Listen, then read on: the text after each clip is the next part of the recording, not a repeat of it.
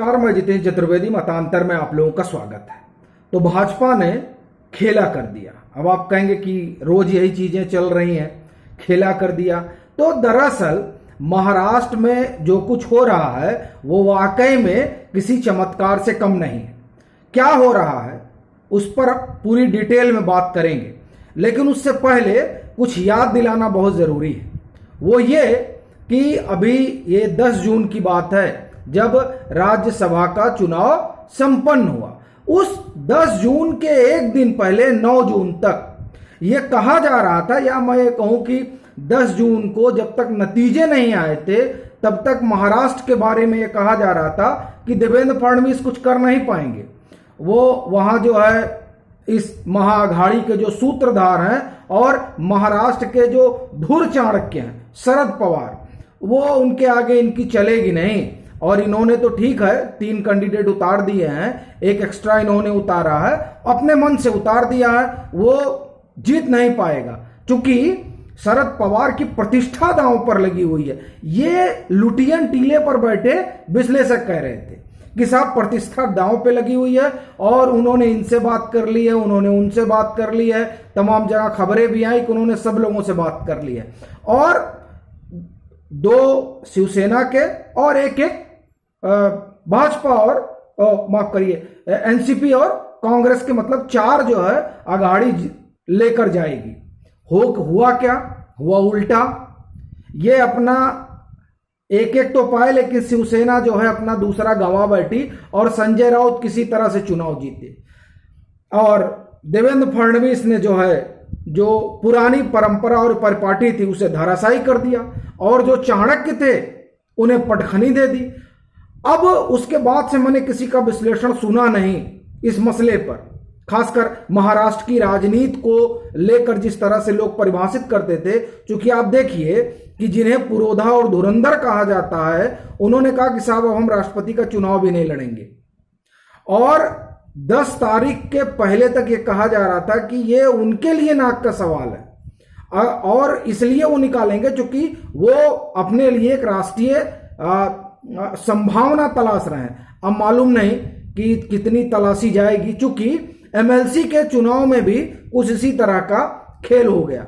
और खेल ऐसा कि वैसे तो जब राज्यसभा का चुनाव हुआ था उसी के बाद से महाअघाड़ी के भीतर जो टूटन थी वो साफ नजर आने लगी थी।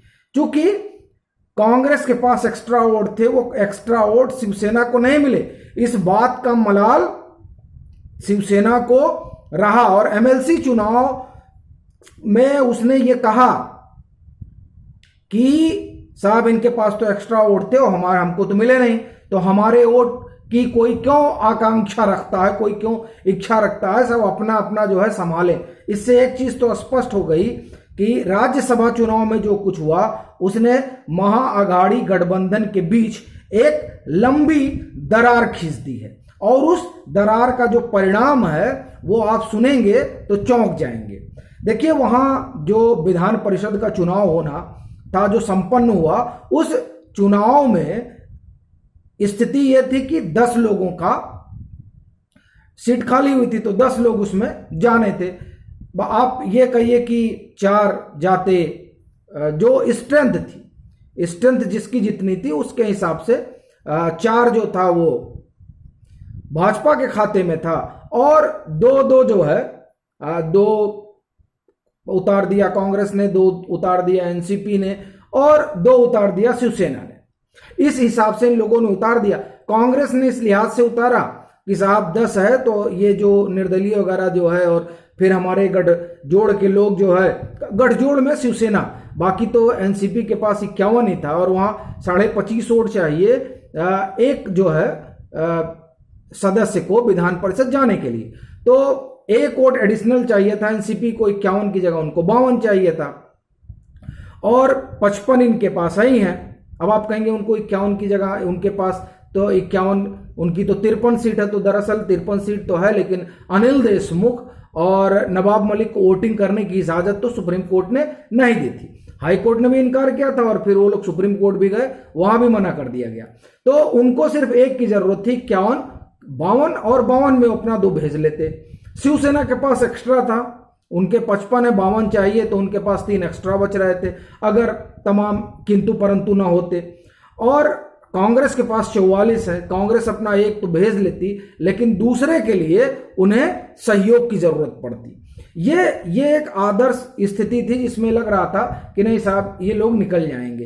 पर देवेंद्र फडणवीस ने जैसे राज्यसभा में के चुनाव में 2 की जगह 3 उतारे थे, वैसे ही उन्होंने यहां पर 5 उतार दिए। और मामला जब उन्होंने 5 उतारा तो फिर एमएलसी का चुनाव जो है बहुत दिलचस्प हो गया कि भाई साहब अब इन्होंने 5 उतार दिया, तो जो अब असली लड़ाई होनी थी वो भाजपा और कांग्रेस के बीच होनी थी। तो हुआ वही जो होना चाहिए था, भाजपा और कांग्रेस के बीच लड़ाई हुई। भाजपा के पास 106 है, ठीक है, उनको 24 वोट एक्स्ट्रा चाहिए था अपना उम्मीदवार जिताने के लिए। सो भाजपा के 5 उम्मीदवार जीत गए और महाविकास अघाड़ी में कांग्रेस की 1 चली गई, बाकी 5 जीते, 10 पहुंच गए। लेकिन ये तो एक ये हो गया कि हाँ इस तरह हुआ, लेकिन इसके परिणाम आप देखिए, राज्यसभा और फिर आप आइए एमएलसी, दोनों ही चुनावों में जिस तरीके से भाजपा ने अपने उम्मीदवार को जिताया, वह भी तब जबकि उसके पास उतने वोट नहीं थे। तो वोट कहां से आए? वोट आए निर्दलीय आए, और जो छोटे छोटे दल थे वहां से वोट आए, मतलब उन लोगों के वोट आए जो महाविकास अघाड़ी का हिस्सा भी है। ये बड़ी बात है। इससे एक चीज ये उभर कर आती है कि महाविकास अघाड़ी के भीतर सब कुछ बेहतर नहीं चल रहा है, और इसीलिए कहा जाता है कि जो विधान परिषद का विधानसभा का अध्यक्ष का चुनाव है, यही कारण है कि बार बार जो है वो महाविकास अघाड़ी टाल रही है, क्योंकि वहां भी गुप्त मतदान होता है। जिस तरीके से विधान परिषद के चुनाव में गुप्त मतदान, तो अब गुप्त मतदान में पता नहीं चला साहब क्रॉस वोटिंग हुई कि नहीं हुई, क्या हुआ क्या नहीं हुआ, तो यहां तो चीजें पता नहीं चलती। उसी तरह अगर विधानसभा अध्यक्ष के चुनाव में गुप्त मतदान होता है और मतदान के जरिए, हाथ उठाकर नहीं, मतदान के जरिए अगर विधानसभा अध्यक्ष को चुना जाए और भाजपा का खड़ा किया हुआ उम्मीदवार जीत जाता है, तो उसी सदन में महाविकास अघाड़ी की सरकार अल्पमत में आ जाएगी। यही जो डर है, इसीलिए विधानसभा अध्यक्ष का चुनाव नहीं हो पाया आज तक महाराष्ट्र में।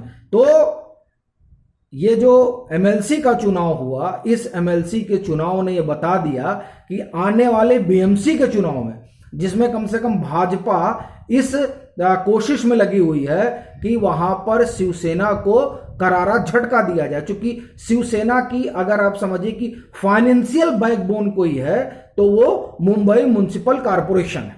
वहां उन्हें किस तरीके से चोट की जाए, इसमें भाजपा अपना आप ये कहिए कि सियासी गुड़ाभाग लगाए हुई है। अब वो क्या होगा वो एक अलग मसला है, लेकिन इन 2 चुनावों से, और अगर उसके पीछे हम जाएं और एमएलसी के चुनाव जिसमें भाजपा ने अकोला तक की सीट जीती थी, फिर और जो स्थानीय निकाय के चुनाव हुए थे, उन स्थानीय निकाय के चुनाव में 4थे दर्जे की पार्टी शिवसेना हो गई थी, और भाजपा, अगर आप गठबंधन को हटा दीजिए और सबका अलग अलग देखिए, तो उसमें भाजपा सबसे बड़ा हिस्सा लेकर स्थानीय निकाय के चुनाव में आई थी।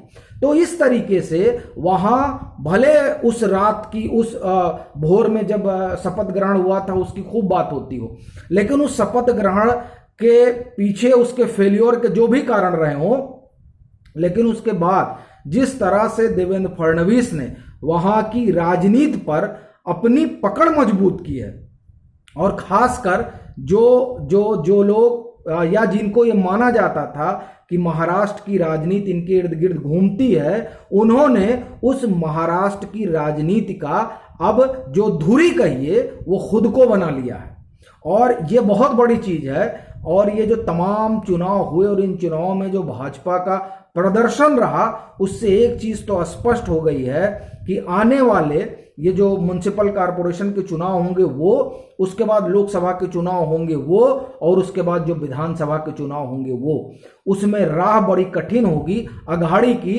क्योंकि अब जो अघाड़ी में दरार पड़ चुकी है ये टिकट बंटवारे में दिखाई देगी। क्योंकि मैं फिर ये बताऊं आपको कि ये जब 2019 का वहां विधानसभा का चुनाव हुआ था, तो भाजपा और शिवसेना एक साथ लड़ी थी, तो ये एनसीपी के खिलाफ लड़े, ये कांग्रेस के खिलाफ लड़े।